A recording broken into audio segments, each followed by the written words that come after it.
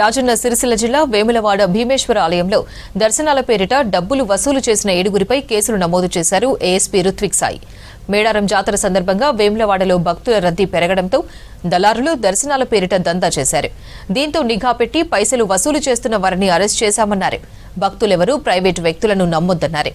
ఆలయ కౌంటర్లలో మాత్రమే టికెట్లు కొనుగోలు చేయాలన్నారు ఏఎస్పీ రుత్విక్ సాయి.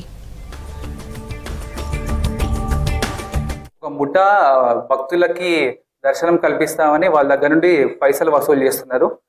ఆ ముఠా మొత్తాన్ని మేము కస్టడీలోకి తీసుకున్నాము. వాళ్ళ మీద కేసు కూడా ఫైల్ చేశాము.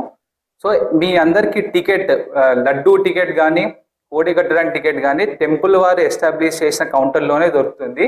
ఎవరన్నా అలా వచ్చి ఎవరన్నా ముఠా వచ్చి మీకు మేము దర్శనం కల్పిస్తాము, రద్దీ ఎక్కువ చోట కనుక వాళ్ళు వచ్చి దర్శనం కల్పిస్తాము, మేము మీకు విఐపి లైన్లో తీసుకుంటాము, అలాంటివి ఏమీ లేవు. అవన్నీ ఇల్లీగల్గా జరుగుతున్నాయి.